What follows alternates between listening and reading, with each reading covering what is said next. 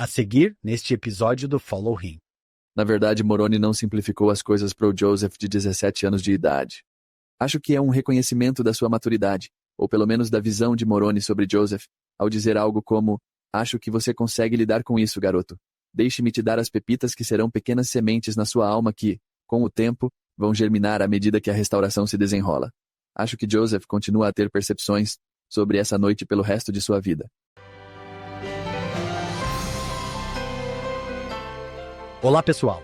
Bem-vindos a mais um episódio de Follow Him. Meu nome é Hank Smith e eu sou seu apresentador e estou aqui com o meu co-apresentador, John Bythway.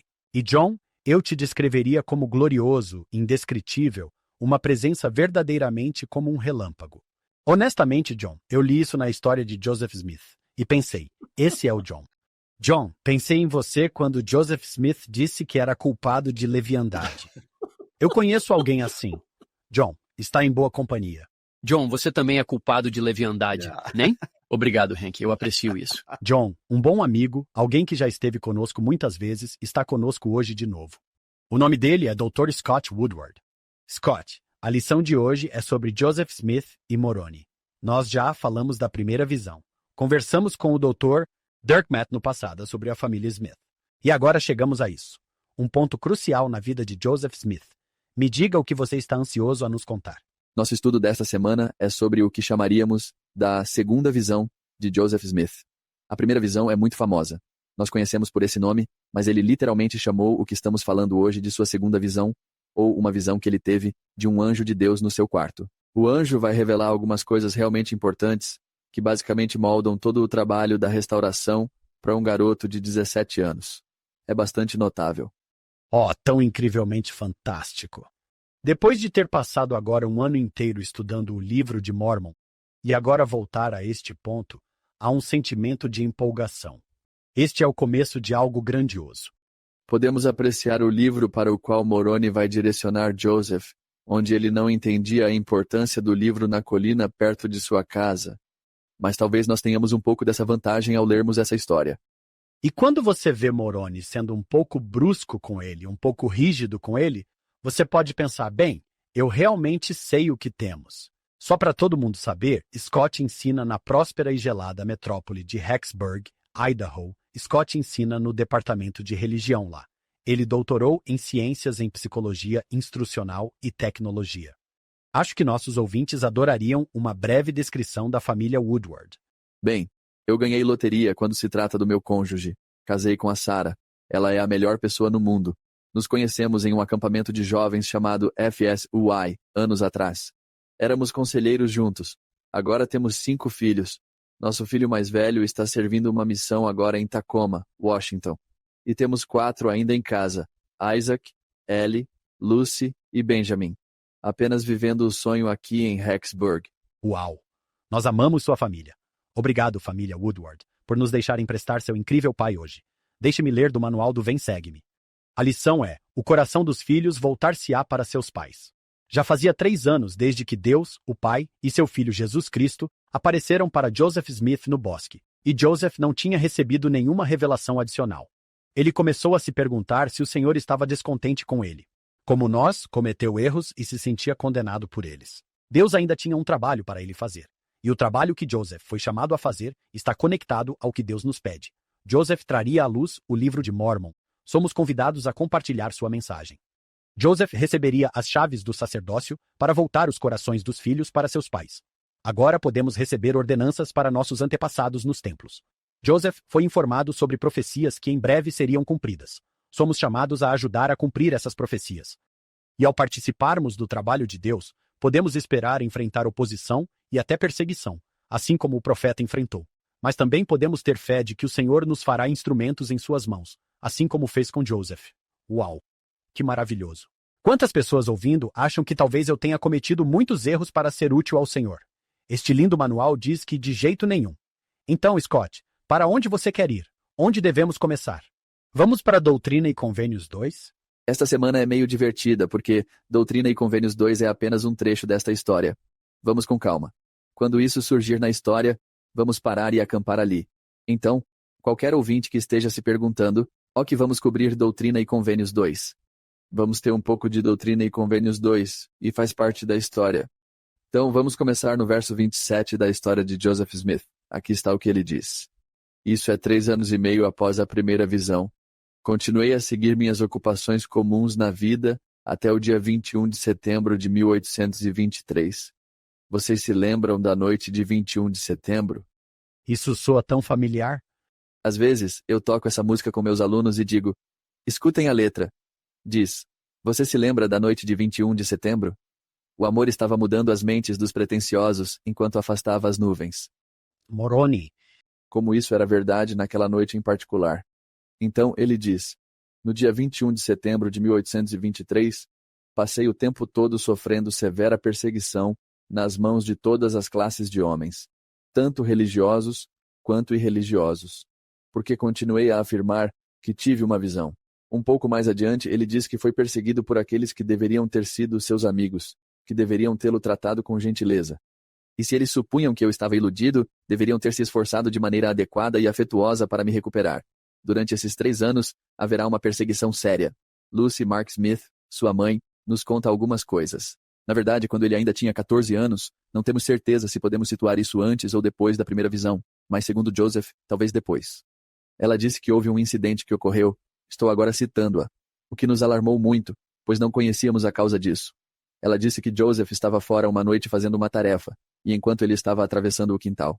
No seu retorno, um tiro foi disparado em seu caminho com a intenção de matá-lo. Joseph correu para a porta assustado. Ao ver que ele estava bem, fomos em busca do assassino, mas não achamos rastro dele à noite. Na manhã seguinte, encontramos suas pegadas debaixo de uma carroça, onde ele estava deitado quando disparou. As balas que foram disparadas de sua arma ficaram alojadas na cabeça e no pescoço de uma vaca que estava parada em frente à carroça, em um canto escuro. Então, a única coisa que salvou a vida de Joseph foi a vaca. Talvez ele estivesse mirando em Joseph enquanto ele caminhava. E assim que ele puxou o gatilho, Joseph tinha passado atrás da vaca, ou algo assim. Ou, a vaca viu o que estava acontecendo e correu para salvar Joseph. Eu não sei, mas aí está. Este é o primeiro mártir da restauração. Bem, aqui está a vaca da família. Temos que rir ou vamos chorar, mas alguém tentou matar Joseph aqui.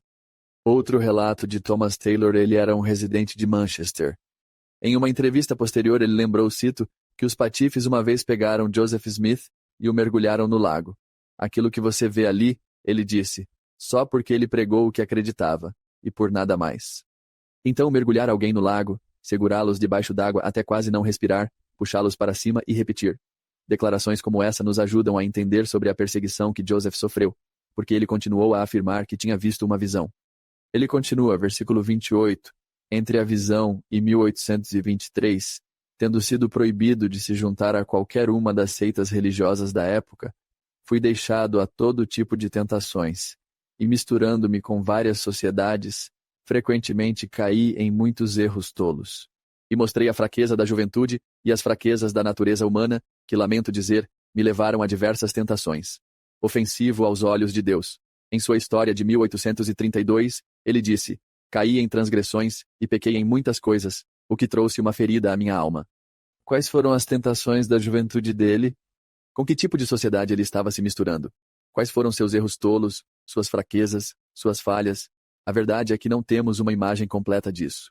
Mas um relato interessante de 1859, uma entrevista que Martin Harper fez, diz o seguinte: Martin disse que Joseph disse que o anjo lhe disse que ele devia deixar a companhia dos caçadores de tesouros, que havia homens perversos entre eles. Ele não deveria ter mais nada a ver com eles. Ele não deve mentir, nem jurar, nem roubar. Isso significa que Joseph estava mentindo, jurando e roubando? Não tenho certeza. No mínimo, ele foi tentado a fazer isso porque algumas pessoas, com quem ele andava, certamente faziam. Ele continua, ele diz, ao fazer essa confissão, ninguém precisa supor que sou culpado de pecados grandes ou malignos. Uma disposição para cometer coisas não era na minha natureza, mas eu era culpado de leviandade, da qual às vezes somos culpados. Enquanto estamos conversando hoje neste programa, isso é uma coisa ruim? Eu não sabia. Se você procurar leviandade no dicionário de Joseph Smith, é uma pessoa brincalhona.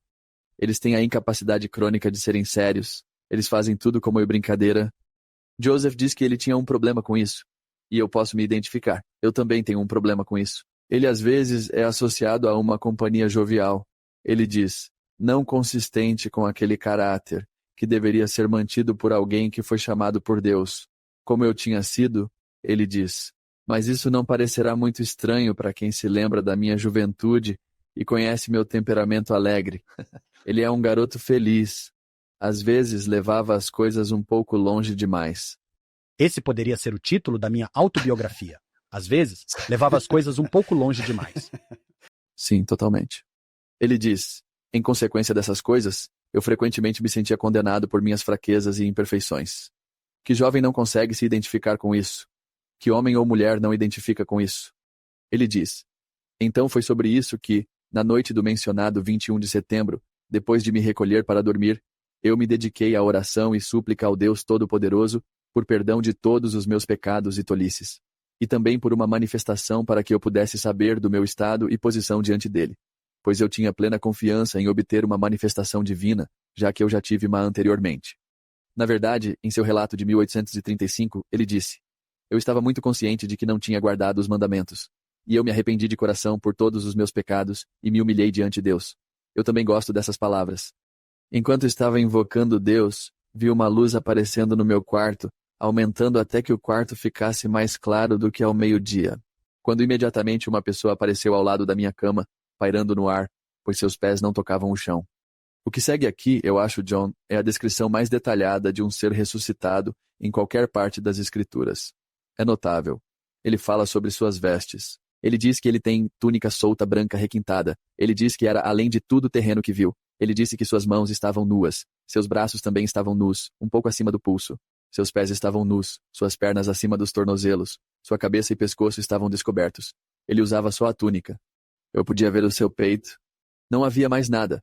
É assim que os seres ressuscitados se vestem. Ele disse que não apenas sua túnica era extremamente branca, mas toda a sua pessoa era gloriosa, além de qualquer descrição, e seu semblante verdadeiramente como um relâmpago. Nenhum artista capturou isso. Toda a arte de Moroni é sempre meio bronzeada, com um cabelo prateado bonito ou algo assim. É como, ele não é bronzeado. Ele é como um relâmpago.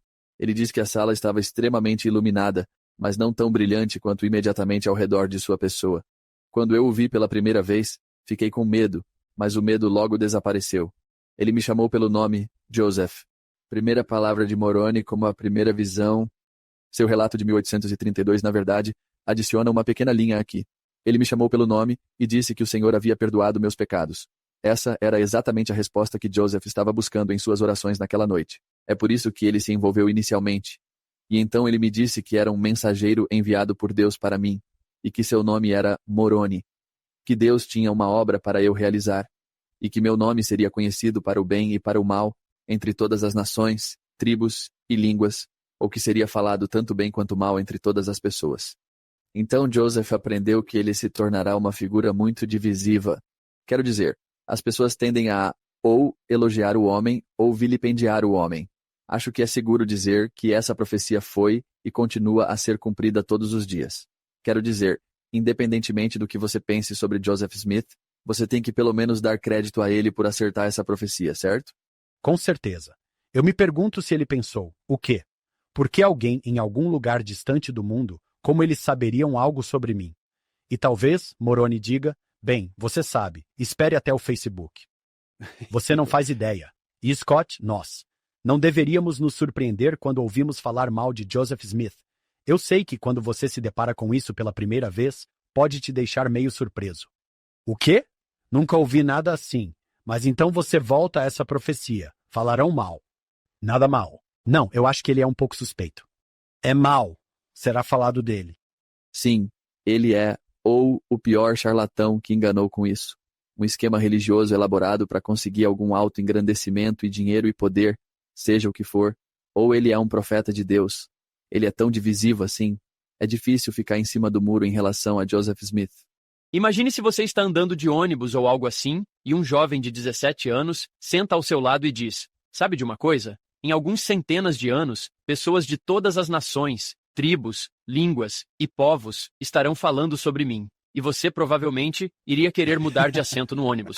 Como você disse, Hank, eu gosto de dizer, você ouve algo ruim sobre o profeta Joseph Smith. O que você está realmente dizendo é que Moroni era um profeta, não é? Exatamente isso. Hank, já falamos sobre isso antes. Tudo queria saber era qual igreja me juntar. Era só isso que eu queria saber. Você quer isso? E veja o que está acontecendo. Scott, algumas pessoas fazem disso seu trabalho em tempo integral falar mal do profeta. Isso cria uma motivação que é verdadeiramente surpreendente. Algumas pessoas encontraram uma carreira razoável falando mal de Joseph Smith. Há algumas pessoas que se sentem desconfortáveis em sua fé, e isso lhes dá uma razão para fazê-lo. Uma saída completa da fé, se eles foram santos dos últimos dias no passado. Certamente faz um bom trabalho em manter as pessoas longe da igreja, porque eles não querem ser associados a algo estranho ou escandaloso como o de Joseph Smith. E ainda há outros de nós que passam toda a carreira ensinando os ensinamentos de Joseph Smith, estudando as revelações de Joseph Smith, falando sobre as complexidades de sua vida. Certamente não é alguém que é infalível. Quero dizer, durante toda a sua história, como estamos vendo hoje, agora mesmo, ele está se arrependendo ao longo de sua vida, de forma consistente. Ele comete erros, às vezes erros de julgamento, às vezes grandes. Você vai falar em breve sobre a perda das 116 páginas. Vamos falar sobre o fracasso do Banco de Kirtland. Vai haver algumas dificuldades com o casamento plural. E assim em diante. E ele não é perfeito. Existem algumas maneiras fáceis ou óbvias de tentar vilipendiá-lo, mas alguns de nós dedicam tempo para olhar a história toda e tentar ver tudo no contexto. E passamos nossa carreira falando bem desse homem, acreditando em suas revelações e tentando ajudar outros a fazerem o mesmo. E ao fazermos isso, os frutos são incríveis. Scott, eu adoro isso. E quando ouvimos falar mal do profeta, gosto de pensar comigo mesmo. Bem, eu preciso equilibrar isso. Eu preciso de algo bom. Vou entrar nas minhas redes sociais e falar. Vou falar bem dele em vez de apenas dizer, uau, Moroni estava certo. Muitas pessoas falando mal. Acho que é melhor eu vir para o outro lado falar algo bom. Você pode fazer parte do cumprimento da profecia? Fale algo bom sobre Joseph hoje. Scott, a história da igreja falou com você quando era jovem. Você estudou ele. Você não é um cara velho, Scott, mas já passaram décadas. Você ensinou, você estudou, e isso não foi um passatempo secundário. Isso tem sido o seu pão diário na caminhada da vida. Alguém não pode fazer isso, Scott. Alguém ouvindo não pode dedicar 9, 10 horas por dia nos próximos 30 anos para estudar o profeta. Mas eu tenho você bem aqui. Então, em tudo isso, Scott, ele é o que afirma ser. Você leu. Você é um cara de confiança. Ele é o que pensamos que ele é? Eu não sei. Vou resolver isso para todos que estão ouvindo, mas estou convencido de que ele é um homem bom e um profeta de Deus. Há muitas suposições que trazemos sobre o que é um profeta de Deus. E às vezes Joseph vai violar essas suposições que temos, mas isso nunca é um ponto de ruptura. Ele é falho. Ele se arrependerá de seus pecados, reconhecendo seus erros. Eu pensava que ele era quase um semideus quando eu era adolescente. Eu pensava, esse cara é o melhor. Ninguém pode matá-lo. Às vezes ele abria o peito e as armas falhavam. E isso é tão incrível. Como adulto com um pouco mais de experiência e estudando mais cuidadosamente, ele é um profeta. A maneira como o Senhor o descreve em Doutrina e Convênios 124 como um instrumento fraco através do qual Deus foi capaz de realizar este trabalho. Acho que isso é perfeito. Ele é uma ótima mistura de como Deus trabalha com seres humanos para fazer coisas divinas. No trabalho de Joseph Smith, você vai encontrar tanto o humano quanto o divino maravilhosamente misturados. E isso não é verdade para todos nós? Sim, espero que um pouco mais divino do que humano. Meu histórico não é tão bom. 2% divino, 98% humano, algo assim. Eu só me lembro de uma vez ouvir um discurso do Elder Neil Alley, Anderson falando sobre Joseph Smith, pegando na biblioteca um livro chamado Eles Conheciam o Profeta. E eu estava dirigindo para Boise e tinha 6 CDs naquele conjunto. E meu carro ainda tem um toca-CDs. Foi o que o Elder Anderson sugeriu. Converse com pessoas que realmente o conheceram. E vou te dizer, quando cheguei a Boise, eu achei que o conhecia também. Achei que ele era encantador. Ele não era um grande homem de negócios, mas era caridoso. Foi uma oportunidade tão divertida para mim fazer o que o Elder Anderson sugeriu, conversar com pessoas que realmente o conheceram, se você quer saber sobre ele. Esse é ouro, sim, lembrando de Joseph por Mark McConkie, e isso é realmente apenas uma compilação de pessoas que o conheceram. E eu concordo. Quero dizer, isso é histórico. O ouro é encontrar relatos de primeira mão de pessoas que estavam lá, que o viram, que o conheceram, que se envolveram com Joseph, como homem de negócios, como homem de família, como líder cívico e como líder religioso. Esse provavelmente vai ser o melhor material que você pode conseguir para se aproximar de Joseph, além de ler seus próprios escritos. E eu acho que através desses 2 meios, você pode ter uma boa noção dele. Uma coisa que eu realmente vou mencionar, que toca profundamente meu coração, é que me machuca verdadeiramente ver alguém intimidar, alguém que não pode se defender. É fácil quando eles não estão aqui. John, qualquer um pode implicar alguém que já morreu. Se você está no parque e vê alguém implicando com alguém que não pode se defender, isso deveria te deixar chateado. Isso deveria te fazer ir até lá e dizer: ei, isso é injusto e é fácil. Podemos dizer isso de novo? É fácil. Não é preciso muita inteligência para criticar alguém que já morreu. Eles não estão aqui para se defender. Antes de seguirmos em frente, Scott, você e nosso outro amigo fantástico, Casey Griffiths, quantas horas você poderia nos dar, Scott? Apenas sobre este período. Da vida de Joseph Smith. Acho que você disse que trouxe 100 páginas de anotações aqui hoje. Sim, 109. 109, não 106. Está até crescendo enquanto estamos aqui. Scott, conte-nos o que você e Casey têm feito. E espero que todos os nossos ouvintes tomem nota disso. Este é um recurso fantástico este ano. Sim. Então, Casey Griffiths e eu começamos um podcast chamado A História da Igreja Importa. Já tem cerca de 2 anos que estamos lidando com episódios difíceis. Episódios desafiadores na história da nossa igreja. A partir deste ano 2025, estamos mudando o foco para passar um ano na doutrina e convênios. E vamos passar pelo contexto de cada sessão. Vamos passar pelo conteúdo. Também vamos abordar quaisquer controvérsias que possam estar em qualquer sessão da doutrina e convênios, ou na história, ao seu redor. E então vamos abordar as consequências, o desfecho de cada sessão. É como algumas outras ofertas de "vem, segue-me" que existem por aí, mas achamos que o nosso pequeno diferencial que estamos trazendo é: vamos enfrentar as controvérsias de frente. Se houver alguma nessa sessão, vamos enfrentá-la e passar um tempo lá. Estou aqui no site. Também está disponível onde quer que você obtenha seus podcasts. Na verdade, na minha biblioteca de podcasts, eu gosto de ouvir o Follow Him. É um dos meus favoritos. E então, bem ali, ao lado dela, a história da igreja importa. Enquanto olho para o site, tenho uma série de episódios sobre a primeira visão, uma série de episódios sobre o surgimento do livro de Mormon, sobre casamento plural, raça, sacerdócio no templo, outra série. Revelações e traduções, outra série. Finanças da igreja, outra série. Para qualquer um que diga, sabe, eu tenho dificuldades com a história da igreja, este é um dos primeiros recursos que eu recomendo para eles. Não só porque está cheio de conteúdo incrível, mas você simplesmente gosta do Casey e do Scott. A maneira como eles interagem, eles brincam um com o outro, é simplesmente fantástico. Talvez seja disso que você é culpado. Talvez você e o Casey sejam joviais. Eu me junto a uma companhia jovial. Eu diria que vocês dois têm um temperamento naturalmente alegre. Você pode ver isso no seu semblante. E Hank, não sei se podemos repetir isso o suficiente para que vejamos esses outros podcasts óptimo como nossos amigos e colegas. E somos muito gratos por eles estarem lá, para que possamos direcionar outros para eles. Estes são meus amigos. Estamos no mesmo time. Isso não é sobre nós. Isso é sobre o Evangelho, o Senhor, e avançar a obra. Nós temos concorrentes, mas não somos nós mesmos. Temos concorrentes que querem derrubar o profeta, criticar o que amamos. Esses são os nossos concorrentes, Scott. Queremos ser o bem, falando do profeta e da restauração. Sim, é por isso que é tão divertido juntar-me a vocês e agradeço por me receberem no programa e por essas menções gentis ao nosso podcast. Isso é incrível. Obrigado. E admiro muito do que você faz. E, francamente, eu adoraria que mais pessoas se envolvessem na produção de conteúdo de qualidade. Precisamos disso. Lindo. Certo, Scott. Vamos continuar. Nós temos a profecia.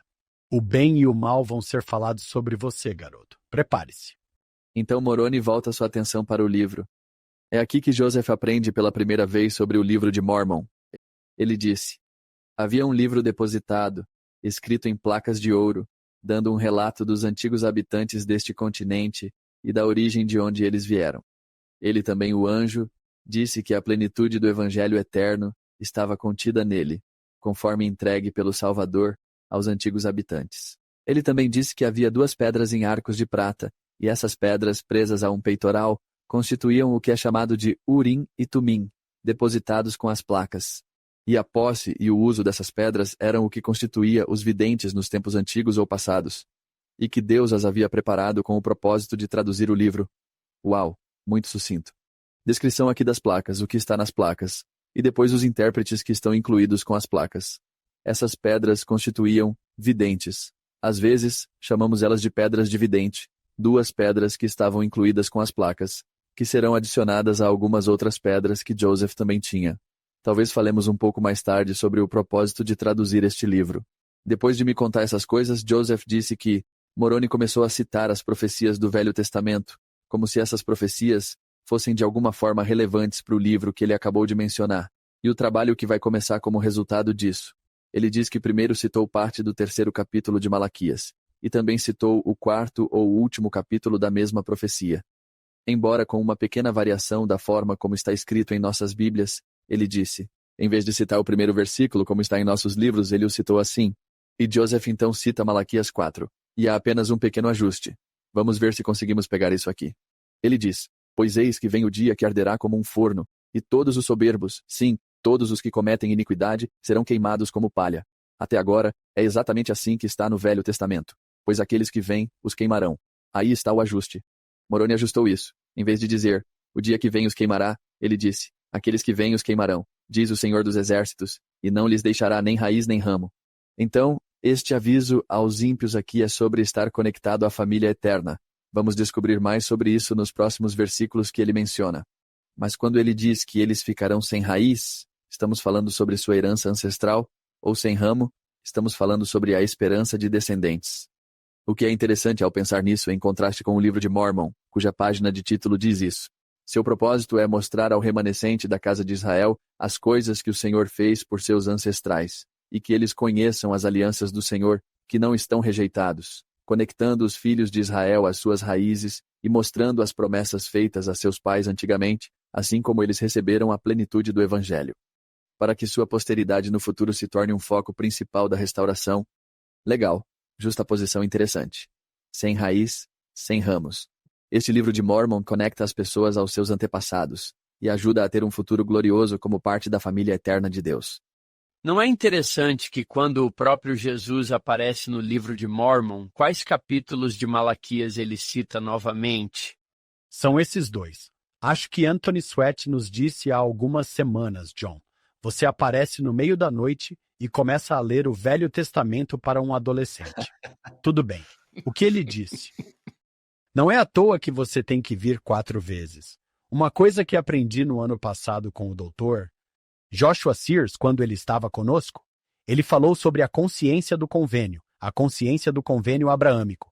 Após a morte do Salvador, realmente desaparece. O Senhor tem um convênio que fez com Abraão. À medida que o cristianismo avança e faz um trabalho realmente importante, e a Bíblia é preservada. Mas o que o Dr. Sears nos disse é para ficarmos atentos a esse convênio. Desapareceu. A única pessoa que realmente não esqueceu disso é o próprio Senhor. Frequentemente falamos sobre a restauração sendo uma restauração da Igreja do Novo Testamento do Salvador. Scott, me corrija se eu estiver errado, mas não há muito do Novo Testamento aqui. Esta é uma restauração do convênio do Velho Testamento, que há muito tempo foi perdido. Sim, é isso mesmo. Há algumas passagens do Novo Testamento que Moroni cita, mas é engraçado quando você vai olhar para elas como Atos capítulo 3. Na verdade, é a paráfrase de Atos de uma profecia de Deuteronômio, o que é muito interessante. A igreja é certamente uma restauração de alguns elementos do Novo Testamento. Mas dizer que é só isso, que é tudo o que é lamentavelmente incompleto. Começa aqui com o Velho Testamento e o livro de Mormon. Depois haverá elementos do Novo Testamento adicionados com João Batista e Pedro, Tiago e João, que vem mais tarde. E então haverá alguns elementos modernos que nunca existiram em nenhuma igreja antiga que também são adicionados. O que recebemos na Igreja de Jesus Cristo dos Santos dos Últimos Dias. E esta dispensação da plenitude de múltiplos tempos, múltiplos períodos de tempo, é algo que nunca existiu exatamente nesta forma antes. No verso 39, ele plantará nos corações dos filhos, não só voltará aos corações, mas também plantará promessas feitas aos pais. E tem aquela coisa do Joshua Sears que ele mencionou. Quais são essas promessas? Bem, esse é o convênio abraâmico, certo? A restauração do evangelho foi segundo Robert O. Millett, a restauração do convênio abraâmico. Se eu pudesse voltar para o campo missionário, eu adoraria saber isso. Eu adoraria ter pensado, sim, eu quero mencionar isso. Ideia da Igreja do Novo Testamento. Mas, cara, eu gostaria de ter entendido que o convênio abraâmico é talvez, como você disse, Scott, a plenitude dos tempos. Eu não deveria ter focado apenas em um período. Eu gostaria de ter entendido isso. Qual livro você escreveu, John? O que eu gostaria de ter sabido? Todos os meus livros começam assim porque eu sempre fui um pouco meio cabeça dura a vida toda. O que eu gostaria de ter saber, quando tiver a chance de saber, Eu acho que é bastante notável, na verdade, que Moroni não simplificou as coisas para o Joseph de 17 anos. Acho que isso é um grande reconhecimento da maturidade dele, ou pelo menos da visão de Moroni sobre Joseph. Para dizer, tipo, acho que você consegue lidar com isso, garoto. Deixe-me te dar as pepitas que serão pequenas sementes na sua alma que, com o tempo, vão germinar à medida que a restauração se desenrola. Acho que Joseph continua a ter insights sobre essa noite pelo resto da sua vida. Veremos alguns em Nauvoo. Vou citar alguns mais tarde hoje. Alguns insights de Nauvoo de Joseph estão diretamente conectados a esta noite. Talvez poderíamos ir lá. Ir lá agora? sim. Então, nos versos 38 e 39, ele vai para o 5º verso do capítulo 4 de Malaquias. Ele diz que Moroni citou de forma um pouco diferente do que está nas nossas escrituras agora. Ele disse: Eis que eu vou revelar a você o sacerdócio. Isso não está no Malaquias original. Eu vou revelar a você o sacerdócio pela mão de Elias, o profeta, antes da vinda do grande e terrível dia do Senhor. Joseph diz. Ele citou o próximo verso diferente. Ele plantará nos corações dos filhos as promessas feitas aos pais, e os corações dos filhos voltarão aos pais. Se não fosse assim, toda a terra seria completamente destruída na sua vinda. Muitas pequenas alterações de Moroni sobre o original. É importante notar que esses versos, verso 38 e 39 desta história, são posteriormente extraídos desta história e então adicionados como Doutrina e Convênios, seção 2. Isso só acontece em 1876, quando 26 seções adicionais, várias das quais estão relacionadas ao sacerdócio e ao templo, são adicionadas pelo apóstolo Orson Pratt, sob a direção de Brigham Young. Na verdade, ao mesmo tempo que essa seção foi adicionada, é importante notar, a seção 110 também foi adicionada, que registra o cumprimento dessa profecia, quando Elias realmente aparece no templo de Kirtland, o que é incrível. Esta passagem é provavelmente destacada entre todas as outras por causa de seus importantes temas de sacerdócio e templo. E eu acrescentaria por causa de como isso enquadra de forma eficaz nosso entendimento de todo o plano de Deus nos últimos dias. Talvez este seja um bom momento para pausar a história por alguns minutos e examinar esses versos com mais cuidado. Parece uma boa ideia? Com certeza. Deixe-me ver se entendi. Então, Doutrina e Convênios 2 foi adicionada, muito depois. Estava no livro de mandamentos que vamos ver, impresso durante a vida de Joseph Smith. É adicionada ao mesmo tempo que Doutrina e Convênios 110, que são como suportes que eu vou enviar Elias, o profeta, seção 110. Ei, adivinha o que eu acabei de enviar? Elias finalmente veio. A seção 109 foi a importante e histórica dedicação do templo de Kirtland. E então 110 é, olha, o que aconteceu aqui. 3 de abril de 1836. Gostaria de propor 2 feriados em nossa igreja. 22 de setembro, vamos chamar de Dia do Livro de Moroni, quando Moroni se encontra com Joseph e entrega a ele o livro de Mormon. Faremos dias 21 e 22 e tirar 2 dias. Excelente. Faça disso um fim de semana inteiro. Gostaria de propor também o dia 3 de abril de 1836, quando Elias vem, porque isso muda o mundo. Todo mundo prepare para os 200 anos do Scott. Celebração. Ele vai fazer uma festa enorme no dia 3 de abril de 2036 na casa dele. Se você quiser dar seu endereço, Scott, todos que quiserem vir. Vai ter festa e eu ainda não planejei o resto, mas com certeza vai ser definitivamente bom. Começando a esquentar um pouco em Rexburg no dia 3 de abril, certo? Sim, é. Eu estarei lá, Scott. Agora onde você quer nos levar? Doutrina e Convênio, seção 2? Vamos dar uma pausa e passar para a seção 2. Vamos passar por isso com cuidado. Porque houve várias passagens que foram citadas a Joseph naquela noite, mas apenas uma delas foi colocada na Doutrina e Convênios. Então talvez essa mereça um pouco mais de atenção. Então vamos. Vamos falar sobre o verso 1 por um segundo de novo, deixe-me ler. Eis que vos revelarei o sacerdócio pela mão de Elias, o profeta, antes da vinda do grande e terrível dia do Senhor. Quem é o você é ambíguo no texto. Pela mão de Elias, o profeta, antes da vinda do grande e terrível dia do Senhor. Então, aqui está uma promessa de que antes da segunda vinda do Senhor, ele vai revelar o sacerdócio, seja lá o que for, pela mão de Elias. Este é o profeta que foi levado ao céu, sem provar a morte lá no Velho Testamento. Agora, quando o Senhor disse que iria revelar o sacerdócio através de Elias, ele parece estar falando sobre algo planejado, para unir toda a família de Deus. Agora, isso é aludido no verso 2, o próximo verso, quando ele diz, não sei se é o Senhor ou Elias aqui, é ambíguo. E ele plantará no coração dos filhos as promessas feitas aos pais, e o coração dos filhos voltar-se-á para seus pais. Certo, vamos destrinchar isso. Isso é bem denso. Existem 3 grupos aqui que precisamos manter claros para entender a mensagem. O primeiro grupo são os filhos. Os filhos são os descendentes vivos da casa de Israel. As crianças são pessoas vivas. Apenas mantenha isso em mente. Estes são os descendentes vivos. O segundo grupo são os pais. Estes são os pais das crianças. Ou, em outras palavras, estes são os antigos ancestrais da aliança da casa de Israel, a quem Deus fez certas promessas. E o terceiro grupo é chamado de seus pais, que são aqueles ancestrais das crianças vivas que nunca receberam as promessas feitas aos ancestrais da aliança de Israel. Então, uma parte essencial do conhecimento de fundo aqui, que é simplesmente assumida no texto, é que, antigamente Deus prometeu a Israel da aliança que se seus descendentes fossem algum dia dispersos devido à maldade, eles seriam um dia, em algum momento, reunidos novamente como o povo de Deus no reino de Cristo. Isso está em Deuteronômio 30, está em Ezequiel, é Isaac, em algumas passagens ali que estão sendo resumidas aqui. No final do Velho Testamento, Malaquias faz essa profecia e Moroni dá um toque extra para a clareza. Aqui está dizendo isso. As promessas que são feitas a esses pais sobre a reconstituição, um dia de sua posteridade que está dispersa. Vai ser um dos maiores acontecimentos na história do mundo. Que não intrigantemente essa reunião prometida se estendia não apenas aos descendentes vivos da antiga Israel, pense nisso, mas também aos seus incontáveis descendentes mortos. Agora, como isso acontecerá? Como poderiam tanto as crianças vivas quanto seus pais mortos serem reunidos na família de Deus no último dia? Isso é um dilema, isso é muito difícil de desvendar. O Senhor está explicando aqui no versículo 2 que isso vai acontecer essencialmente em duas etapas. Então siga isso com atenção. Ele diz, passo 1, ele plantará nos corações das crianças as promessas feitas aos pais, ou seja, os descendentes vivos dos antigos pais da aliança, vão receber as mesmas promessas antigas que foram feitas a esses pais, o que inclui se tornarem herdeiros no reino de Deus, com a promessa de eventualmente governar este mundo em justiça com todos os outros herdeiros. Sobre Cristo, o Rei de Israel, essas são várias profecias que estou juntando. Essas são as promessas feitas a Abraão. Você mencionou Abraão. Sim, também, as promessas feitas a Israel no Monte Sinai, e Moabe, em Êxodo, e Deuteronômio, e a aliança davídica, as promessas da aliança davídica, que estão delineadas em 2 Samuel e em outros lugares, Salmo 89. Provavelmente o melhor lugar é Daniel 7, falando sobre a profecia da vinda do Filho do Homem quando ele vier à terra. Ele governará o mundo com os santos.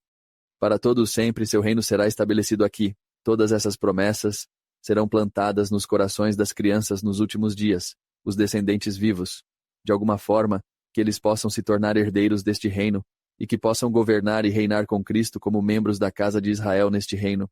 Como ficará claro mais tarde, o processo pelo qual isso acontece é o processo das pessoas vivas. Receber Cristo através da aliança eterna, e especialmente através do trabalho que fazemos nos templos modernos. Então, novamente isso não está sendo explicado em todos os detalhes na seção 2, mas as sementes estão aqui, que vão ser desenvolvidas, que vão germinar ao longo da carreira profética de Joseph Smith. O Senhor, então, descreve o segundo passo da colheita como sendo o dos corações das crianças vivas que receberam essas promessas da aliança, voltando-se para seus pais. Isso, Joseph Smith mais tarde virá a aprender, é uma referência indireta ao trabalho que os filhos vivos vão fazer em nome de seus pais falecidos. Nos templos de Deus. Nos últimos dias, particularmente o trabalho de selar filhos a seus pais e pais a seus filhos. Por exemplo, vamos avançar para Nauvoo, quando essa imagem está muito clara para Joseph Smith. Ele ensinou lá que Elias seria enviado, não apenas para abençoar os vivos, ele disse, mas também para que nós, os vivos, possamos redimir nossos mortos e nos conectar com nossos pais falecidos, e selar nossos mortos para ressurgirem na primeira ressurreição.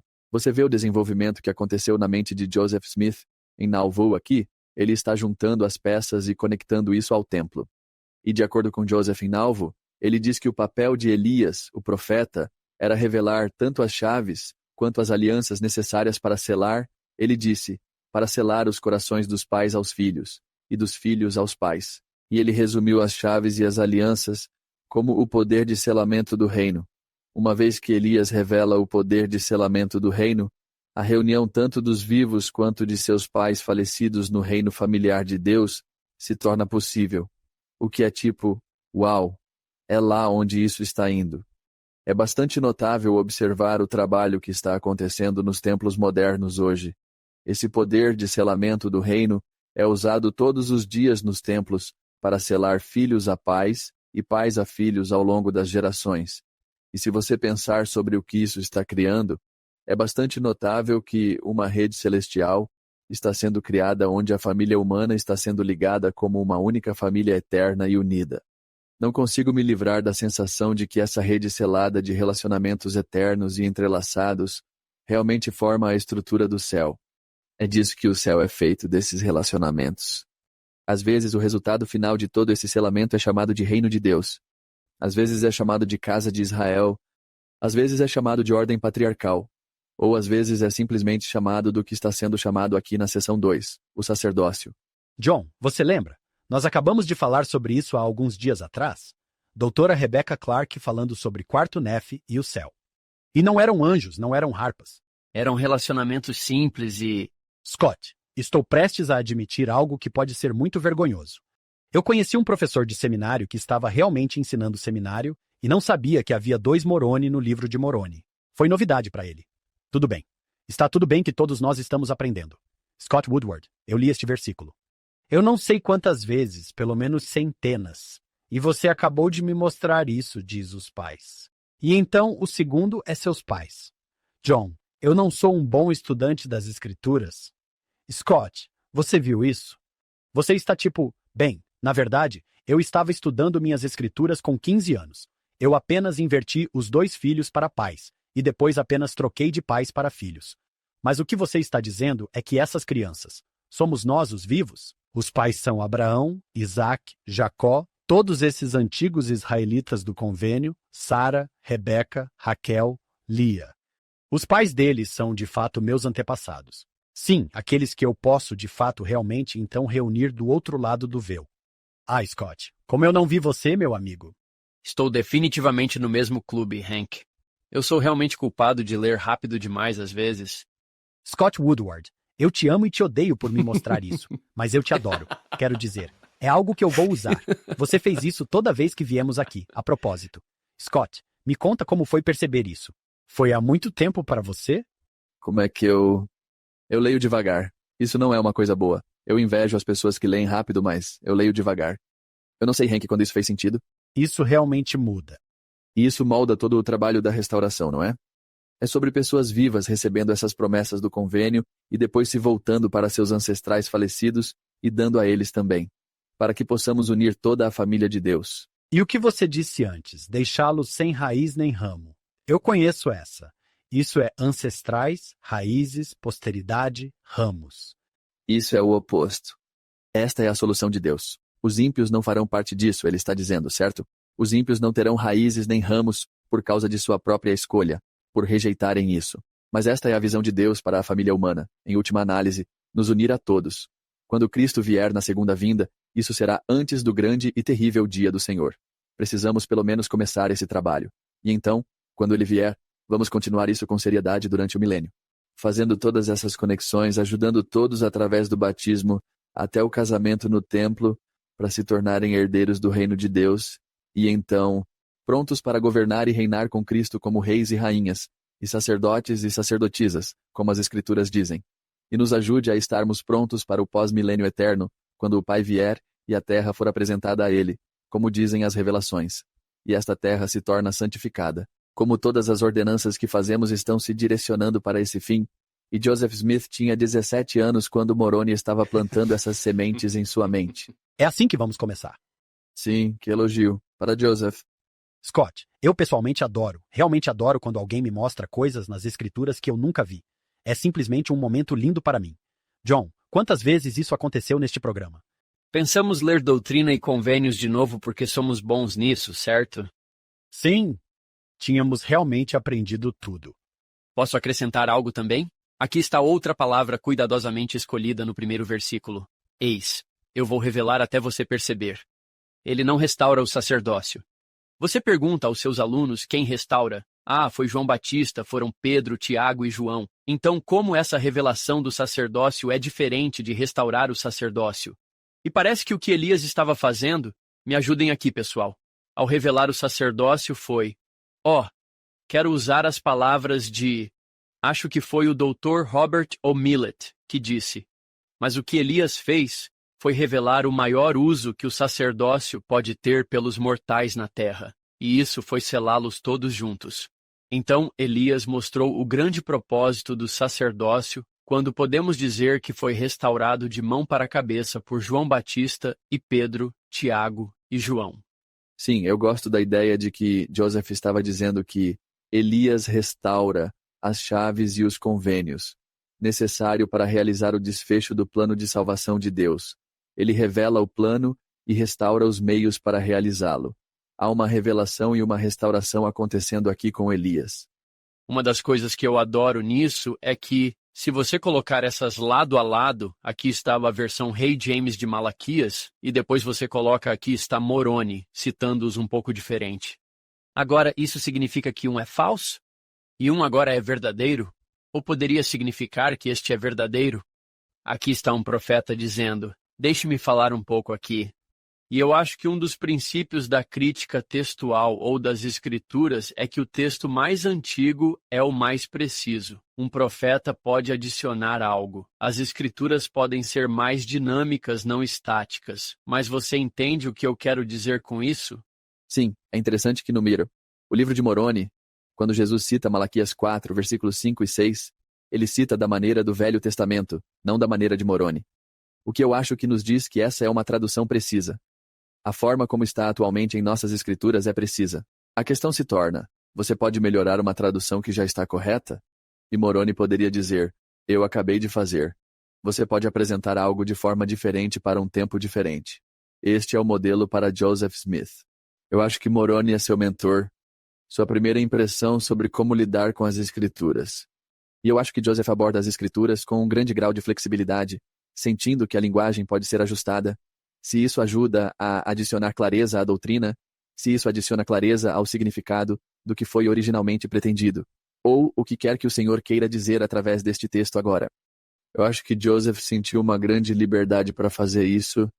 É bem audacioso chegar e dizer deixe-me melhorar isso a menos que você seja realmente um profeta. Sim, e ele está tipo, meu mentor anjo fez isso, então ele modelou isso, então eu vou me sentir à vontade para fazer isso também. E em uma escala muito menor. Um bom professor consegue ver o público, um bom professor de seminário consegue ver os jovens. Talvez precisem deste versículo traduzido para uma linguagem que eles possam entender. Não é o oficial. Você. Ei, eu tenho a maneira certa de dizer isso, mas acho que é uma forma saudável de ensinar. Isso ajuda a responder uma pergunta que eu frequentemente recebo, que é: por que no livro de Moroni você tem algumas das falas de Jesus? E então você vai para a Bíblia, e a tradução de Joseph Smith não corresponde ao livro de Moroni. E parece haver um mal-entendido de, bem, a tradução de Joseph Smith não corrigiu isso? Por que agora está incorreto no livro de Moroni? Eu acho que essa discussão não ajuda a entender isso. Totalmente. Isso desafia a suposição que os santos dos últimos dias frequentemente trazem para a JST. Achamos que isso é uma restauração do texto original, mas muitas vezes há muito mais acontecendo. Muitas vezes, é um profeta fazendo declarações esclarecedoras no texto. Mas fazendo isso como Moroni faz aqui, fazendo de forma que o autor original disse da melhor maneira, ou de uma maneira mais clara. Isso é algo que não me sinto à vontade para fazer sozinho. Mas eu sinto que isso está bem dentro da prerrogativa de um profeta fazer isso. E Joseph sentiu que podia fazer isso. Anthony Sweat escreveu um livro que eu acho que deveria ser leitura obrigatória, chamado Procuram-se Buscadores.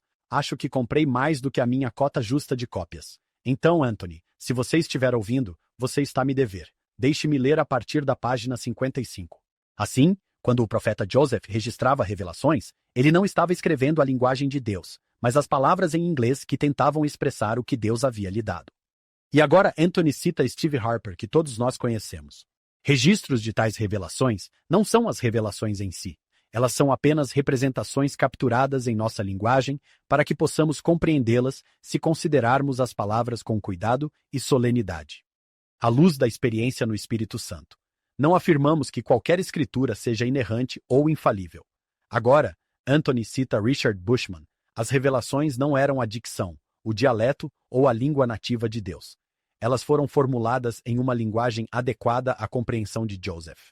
E então, voltando ao Anthony, até Deus reconheceu que as revelações escritas que chegaram a Joseph não estavam em uma forma final perfeita. Em Doutrina e Convênios, Seção 1. Esses mandamentos foram dados aos meus servos em sua fraqueza, segundo a maneira de sua linguagem para que pudessem chegar à compreensão. Brilhante. Adoro todo o artigo do Steve que o Anthony está citando. Eu também acho que deveria ser leitura obrigatória. É chamado de para que eles possam chegar à compreensão, um verdadeiro divisor de águas. Em termos de bem, minhas suposições eram de que Joseph tratava as escrituras assim, ou que as escrituras tinham esse tipo de natureza. Mas o Steve é tão bom em pensar nessas complexidades. E eu acho que com o livro do Anthony e o artigo do Steve, você vai ter uma boa noção do que Moroni está tomando. Algumas liberdades para tomar aqui, ficaremos bem. Talvez não haja. Uma maneira correta. Se eu perguntar ao Senhor qual é o correto, ele pode dizer, bem, todos eles. Eu gosto de todos eles. Sim. Joseph vai citar esse mesmo versículo na seção 128, e ele diz, eu poderia ter feito uma tradução mais clara, mas esta serve aos meus propósitos hoje. É assim que ele pensa. É assim que ele pensa sobre as escrituras. Ele certamente não aprendeu isso em nenhuma das escolas teológicas de sua época. Ele aprendeu isso com um anjo. Um exemplo muito bom do que estamos falando aqui, onde é totalmente diferente, mas ambos são bons, é o versículo 3. Ainda não falamos sobre o versículo 3. Doutrina e Convênios diz, se assim não fosse, toda a terra seria completamente devastada na sua vinda. Mas o original de Malaquias diz, para que eu não venha e fira a terra com uma maldição. Então qual é exatamente o correto? Qual é certo? Ambos parecem ruins. Na versão conhecida de Moroni, eu gosto da frase completamente destruída. Tipo, isso realmente deixa claro o que o Senhor está pretendendo aqui. E se isso não acontecer, quais seriam as consequências? Em outras palavras, a principal razão pela qual temos uma terra, em primeiro lugar, é para fornecer um lugar onde nossos relacionamentos familiares possam se tornar eternos à medida que somos selados no reino familiar de Deus.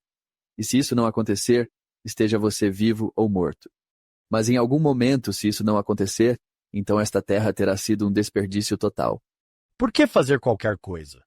Porque eu sequer fiz uma terra. Você sabe quanto tempo leva para fazer uma terra? Você sabe quanto tempo leva? Eu realmente quero de volta aqueles 4 bilhões de anos da minha vida, sabe? Então é bem revelador dizer que é por isso que eu fiz a terra a propósito, para que os relacionamentos familiares pudessem ser eternizados. Talvez essa seja outra maneira de dizer, meu trabalho e minha glória, imortalidade e vida eterna. É composto por relacionamentos eternizados. Sim, estamos adicionando outro elemento à história aqui, com certeza. Então, Doutrina e Convênios 2 é, na minha opinião, apenas um resumo elegante de todo o trabalho da restauração nos últimos dias. É disso que se trata. Eu amo isso. No verso 33, como Joseph disse que este mensageiro, enviado da presença de Deus, que seu nome era Moroni, que Deus tinha um trabalho para eu fazer. É realmente bom no manual. Diz que uma coisa é acreditar que Deus tinha um trabalho para Joseph Smith fazer. Podemos olhar para trás na vida dele e ver claramente o que ele realizou. Mas você já considerou que Deus tem um trabalho para você também? O tema do quórum do sacerdócio arônico? Para mim, a primeira frase é uma das melhores. Sou um filho amado de Deus e ele tem um trabalho para eu fazer. Como Joseph, como Moisés, eu amo isso. Não diz, sou um filho amado de Deus. E ele está se perguntando se eu poderia fazer alguma contribuição em algum lugar em algum momento. Diz, não, ele tem um trabalho para eu fazer. Que coisa maravilhosa receber algo como uma bênção patriarcal. Ou ter isso articulado aqui e dizer qual é o trabalho que eu devo fazer. John, no manual, você verá um link para o discurso do Elder Bednar com o poder de Deus em grande glória. Acho que todos esta semana deveriam ir e ler isso. O Elder Bednar está falando sobre Elias vindo, assim como Scott traçou para nós. Ele fala sobre uma declaração que Joseph Smith fez meses antes de morrer. A maior responsabilidade neste mundo que Deus nos impôs é buscar nossos antepassados. Ele tem um trabalho para eu fazer, ou uma responsabilidade. Bem, o Elder Bednar continua, e Scott delineou tão bem as conexões que fazemos com nossa família, essa rede celestial de relacionamentos. E o Elder Bednar acrescenta, e Scott, tenho certeza de que você estaria de acordo com isso. Ele cita o Salvador. Meu jugo é suave e meu fardo é leve. Nós tomamos. Este é o Elder Bednar, o jugo do Salvador sobre nós à medida que aprendemos sobre, recebemos dignamente e honramos convênios e ordenanças sagradas. Estamos ligados de forma segura ao Salvador e com ele, à medida que nos lembramos fielmente e fazemos o nosso melhor para viver de acordo com as obrigações que aceitamos. E esse vínculo com ele é a fonte de força espiritual em todas as fases de nossas vidas. Então, a conexão na rede, Scott, acho que você diria, é o poder do Senhor Jesus Cristo de conectar as pessoas. Isso mesmo. O propósito de receber as ordenanças e fazer os convênios para nós é ser como o batismo. Isso nos traz para a família de Cristo. Esta é uma conexão com Cristo. Paulo diz que somos batizados em Cristo. E então, à medida que você passa pelas ordenanças, lavagem e unção, isso nos conecta a Cristo, para podermos estar com Ele, governar com Ele, investidura. Convênios com Cristo. Nós reencenamos a história de voltar à presença dele com o Pai, e então o casamento eterno. Estar ligados juntos no novo e eterno convênio através do poder de Cristo para que isso perdure além da ressurreição. Cada ordenança é focada em Jesus e tem o objetivo de nos conectar com Ele. É o que eu entendo. É disso que se trata tudo isso. E ainda assim, por causa de seu Chesed, por causa de seu amor inabalável e de aliança por nós, Ele vai continuar a estender a mão. E a história da restauração é que Deus está agora estendendo a mão. Ele está estendendo sua mão pela segunda vez para recuperar Israel. Estamos começando a entrar nas profecias elevadas. Mas eu acho que o que estamos vendo é o caráter de Deus. O caráter de Deus é que Ele não vai desistir de nós. E se não desistirmos dele, nada dará errado permanentemente. Essa é uma promessa poderosa. Essa é uma esperança que me mantém em frente. Quero acreditar nisso, Hank e John. Quero acreditar muito nisso quando os tempos são mais difíceis. Minha esposa e eu tivemos discussão enquanto estávamos saindo do templo um dia. E isso é Smith capítulo 6, versículo 1, certo? Isso não é a doutrina da igreja. Mas foi fascinante para nós que entramos com cartões com nomes das pessoas que queríamos ajudar, pessoas que queríamos servir. E enquanto estávamos lá, passamos pela fila de oração e escrevemos nomes. Nossa esperança é que esses nomes cheguem àqueles do outro lado do véu. E John, eu sei que você teve algo a ver com essa citação do Elder Holland. Se você está ouvindo hoje e está pensando que as coisas estão errado, uma grande declaração do Elder Holland. Não subestime sua família do outro lado do véu. Quando alguém diz, você e que exército? Você pode dizer, na verdade, aqueles que estão conosco são mais do que aqueles que estão com eles. É isso. Wilford Woodward disse, se você soubesse o que está acontecendo, você nunca iria embora. Sim, eu não tenho experiências pessoais com isso, mas sei que Joseph Smith ensinou isso. Ele disse que os espíritos dos justos são abençoados em sua partida para o mundo dos espíritos. Eles não estão longe de nós. Eles conhecem e entendem nossos pensamentos, sentimentos e emoções, e muitas vezes ficam aflitos com isso. O presidente George A. Smith, ele uma vez disse, saiba disso, que aqueles que estão do outro lado estão tão ansiosos por nós. Eles estão orando por nós e pelo nosso sucesso. Eles estão suplicando à sua maneira por seus descendentes, por sua posteridade, que vivem sobre a terra, o que é outro pensamento poderoso e reconfortante. Anjos falam pelo poder do Espírito Santo. Você se lembra disso, John? Derek Sainsbury disse isso. Ele disse, então talvez minha mãe anjo esteja falando pelo poder do Espírito Santo. Eu amo esse pensamento. Adoro como você diz isso, Scott. Eu realmente espero que isso seja verdade. Se não for verdade, deveria ser. Eu ouço as pessoas contarem histórias sobre receber mensagens pelo correio e penso, cara, queria um. Eu não tive, mas estou ciente dessas citações e espero que sejam verdadeiras. Sim, com certeza. Talvez seus bisavôs digam quem acha que te ensinou tudo isso. Quem você acha que te mostrou tudo isso? No próximo episódio, parte 2. A era do iluminismo foi em grande parte trazida pelas obras de pessoas como Isaac Newton. E sabe o que é engraçado? Isaac Newton tinha uma pedra vidente, cara. Há uma biografia dele chamada Isaac Newton, o último feiticeiro. Ele está ali, na linha divisória entre a era do encantamento e a era do iluminismo. Isaac Newton acreditava em pedras videntes e estava propondo equações matemáticas super legais. E ele não separava essas coisas como diferentes. Ambos são mágicos.